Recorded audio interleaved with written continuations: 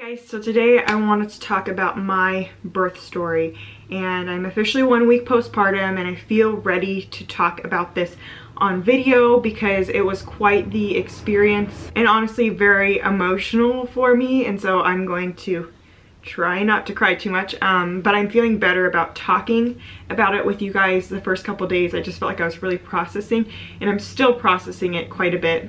So I kind of wanted to talk through everything that went on and why I ended up getting a C-section in the end, because if you had watched my previous videos, you know that I was really aiming for a natural birth, but obviously I said in the video I'm very open-minded. I just want a healthy baby in the end, no matter how I have to get there. And we got there, we have a healthy baby, but it was quite the whirlwind of an experience. So I want to talk you through it because in our birth vlog, which I'll have linked down below, it might have been a little bit confusing because it was hard to be filming and documenting everything when everything was going on. Not like totally unbearable contraction pain, but consistent, and they were lasting about a minute-ish, but just about 5 to 7 minutes along. And so that was about 2 a.m. on Wednesday. So that's kind of when I officially started going into labor. Looking back on the previous footage, I think I was actually going into labor sooner, but as far as contractions go, I believe that that's kind of when things started. So all day long, I was having contractions about 5 to 7 minutes apart. It getting increasingly painful, about a minute, minute and a half long, but like not close enough together to where I wanted to go in yet. So at about 6 p.m. on Wednesday, I took a bath and things just like took a turn. I was having contractions about every 4 minutes. They were lasting a minute, minute and a half. And they were getting very, very painful. I was having to really concentrate through them, breathe through them, kind of moan through them. And I started to also puke, like a lot. So all day long I had been able to eat and drink, but suddenly I was just like vomiting like a lot, especially, and I would always do it during contractions. So it was very, very painful to have a contraction and be throwing up at the same time. So I was at home for about 3 hours doing that until we were like, okay, we really should go in. My contractions had been about 3.5, 4 minutes apart at this point, lasting over a minute for quite a while. And so we're like, okay, things are definitely happening. Let's go into the hospital. So went to the hospital and we get to triage and they check me and I'm a 2, which is what I was previously like at my last appointment. So I hadn't dilated at all. Now at this point it's about 9:30 at night, and so I had been laboring like all day long, and so they said, okay, let's put you on the monitor and let's just see how you do over the hour and we'll check you in an hour. So put me on the monitor. I'm still throwing up and having contractions. At this point they're about every 3.5 minutes. At the end of the hour she checks me, I'm still a 2, and so I'm like, oh my god, like what am I gonna do? Like this is like, I'm at like the point my contractions were, you would think that I would have dilated a lot more. At least I would have. I know everyone's labors differently.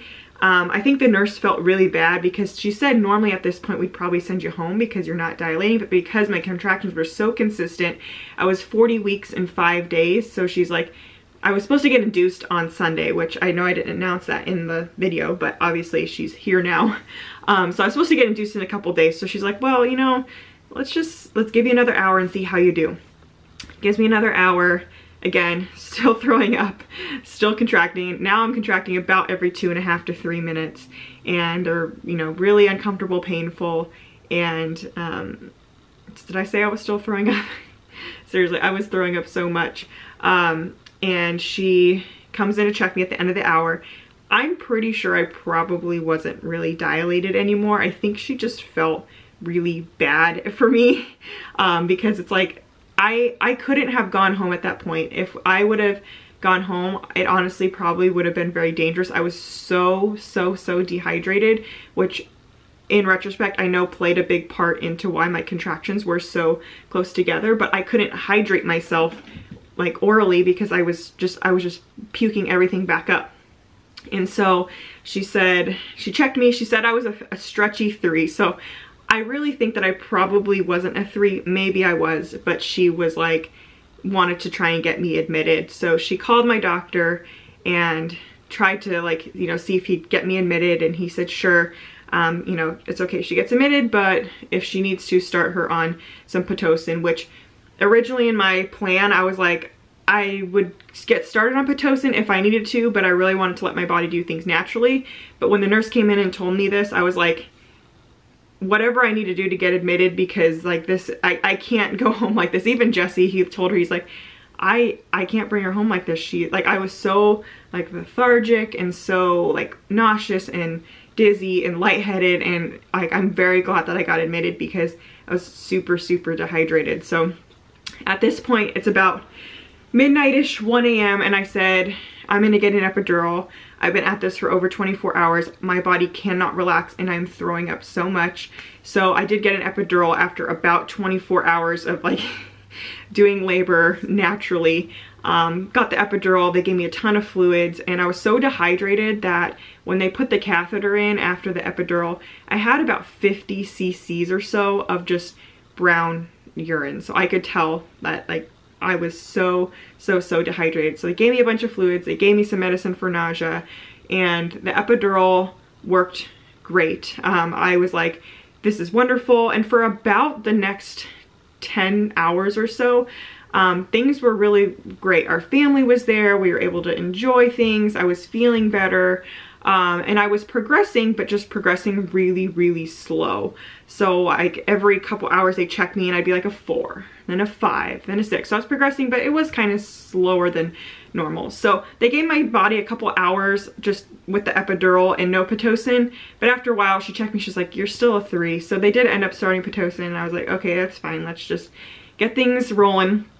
So at about 9 a.m. on Thursday, which was the 11th at this point, it's all the days are like blurring into one, they broke my water. I was about, I think, a 4 or so, and she was still sitting really, not really high up, but my water bag was bulging, so they wanted to break it to try and see if she'd come down, put more pressure on my cervix. So they broke my water, and I had a ton of amniotic fluid. Like the nurse and the doctor were like, whoa, that's a lot, like more so than they thought. And so the fluid was clear at this point. They said, okay, you know, hopefully by, you know, this evening, early afternoon, we'll have a baby. And so from there on out, I was doing okay. I don't remember the first time I spiked a fever, but it was later that afternoon. I spiked a fever. It wasn't super high, but it was like, I was not feeling well. I was very shaky. I started throwing up again, and I just didn't, like, I just felt really crappy. At about 2 p.m. on Thursday, they checked me, and I was a 9 finally after like 12 hours of being on the epidural and Pitocin, but at this point, this was like 36 hours or so into labor. I was a 9, and so we're like, okay, this is good. Like, any time now, like I think it was like 2ish, we were like, okay, I'm gonna be pushing probably within the next 2 or 3 hours. At one point I actually felt like that pressure, and they checked me and they're like, no, you still have, you know, some cervix, like she's lower, but you're not quite ready to push yet. Throughout this time I'm still spiking fevers, and I started to get some meconium in my amniotic fluid. And so they're like, okay, it wasn't too much. And then as the time went on, it started to get more and more in there. And again, like I'm just like leaking a ton of amniotic fluid. Every time they check me, it would just like gush out, which in retrospect, it'll make sense in the end, like why kind of that plays into a part into this. Okay, so at one point, I didn't actually show this in the birth vlog, but they actually had me try to push. I was like a 9.5 centimeter. I just had a little cervix left on one side. So the nurse was like, let me see if I can kind of just push it out of the way a little bit just to get her head past. Her head, she said she had capita or something like that, basically like a cone head. Like she was really trying to come through my cervix, but she couldn't get all the way through because I wasn't dilated enough. She's like, let's just see if I can push her cervix over a little bit and have her come down. So I actually pushed only through 2 contractions, but I was so numb that I couldn't feel it enough, which was a blessing in disguise, but at the time it was kind of frustrating. So they're like, okay, let's turn your epidural down and see if that'll give you enough oomph to push here soon. So turn my epidural down, and then I really started to get in pain. And there's actually one part in the birth vlog where I'm like moaning on my side, and I'm having a fever at this point. I'm throwing up, and I felt terrible. At shift change for the nurses, which was about 7 o'clock or so, that was the first time when the doctor came in. Not the first, he came in prior to that too, but he came in, the nurse came in, and they're like, you know, we really need to start kind of considering a C-section. And let's give you about another 2 hours, we'll check you, and then we'll make a decision. So at the end of that 2 hours, they checked me. My camera battery died. So at about 9 p.m.-ish, they said, we'll check you again, see if you dilate at all. If not, we need to start thinking about some other things, because there must be a reason why you're not dilating anymore. At this point, I'm on max Pitocin. The whole time, Callie was doing totally fine. Her heart rate was totally fine. Nothing like indicated that anything was necessarily wrong, other than I just wasn't dilating past a 9. So about 9, the nurse comes in, checks me, and she's like, well, we can get you on for a C-section at 10 o'clock. And at that point, I was like really emotionally upset. The nurse, she had just come on shift for like a couple hours, and I think she knew the end result was going to be a C-section, but I think just hearing it initially, I was kind of taken off guard. And so I told her, I said, you know, I'm not opposed to having a C-section, you know, but can I have about an hour and a half more? Jesse and I asked our families to step out, and can I just turn the lights off and see if like relaxing just gets my body to 10, and if it doesn't, then we will go in for a C-section. I also want to mention that at this point, I even said, I just feel like something is wrong, and I don't know what it is, but I just feel like something's wrong. So she agreed. The doctor said that's fine. Callie was doing totally fine on the monitor and everything. So gave ourselves about another hour and a half. At 10:30, they come and check me. And my cervix had gotten a little more swollen. And so I was still a 9, but now I had cervix all the way around. And they said, there must be a reason why you're not dilating, and we just don't know it. And so we really recommend you get a C-section. And at this point I said, yeah, I agree. And even though it was like a tough decision, it was an easy decision at the same time. So they took me back about 11:30-ish or so, and I got the C-section. And she was born at 11:47 and was 8 pounds, 14 ounces. And she had the cord wrapped around her neck twice really tight. And so the doctor said kind of the combination of her size, which we didn't expect her to be that big. Like no one expected her to be that big, especially when they broke my water. My stomach shrunk down so much. They're like, whoa, she's gonna be a tiny baby, maybe like 7 pounds. And then she came out and she was 8 pounds, 14 ounces, and everyone was like, whoa. So the combination of her cord being wrapped around her neck and her size, they said that she wasn't going to come down on her own. This was like an inevitable thing. And I'm very thankful. I was kind of disappointed at first, like when I went to push earlier with the nurse, and I like was pushing, but I just couldn't feel it enough, and I wasn't actually pushing. I was kind of disappointed in myself, but it was a blessing in disguise, because if I would have been able to push her, it probably would have been an emergency C-section or put her in distress. So it was a good thing in the end. If you watch the birth vlog, you'll see after I'm super like zonked out. One, because at this point, by the time she was born, I'd been in labor for 46 hours, and I hadn't slept maybe more than like an hour or two here and there during that whole time, and I was just emotionally and physically exhausted. Plus with the medication they give you during the C-section, I was so shaky. You'll see before she comes out, I was like shaking. I couldn't control my arms. Like I was like shaking so much, my arms were like lifting up over my head, like I was trying to grip onto the sideboards. And so after that she came out, they gave me some medicine, which like zonked me. Like I fell asleep the last half of the C-section. I couldn't even, when she was born, they showed me to her, they took her to the warmer, and then they gave her to Jesse, and like he got to show me her. And then they brought her back to the recovery room, and because I wanted to do skin to skin with her, but they said that I was just too like out of it, which I agree. I was so out of it. I was so zonked, and I was like spinning. And the rest of the C-section I fell asleep through. I don't know how long it took, but probably about another 15-20 minutes.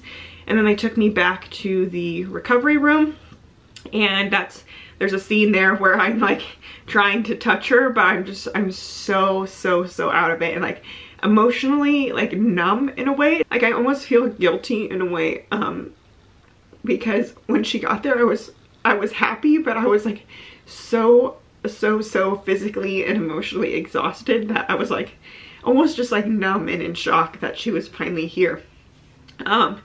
As I was in recovery, I started to feel a little bit better, not so dizzy, a little bit less like out of it. And they said, they're like, she's a really big baby, so you need to breastfeed her because she needs to eat something, else we're gonna need to give her a bottle, because we don't want her blood sugar to drop. And so I was like, what?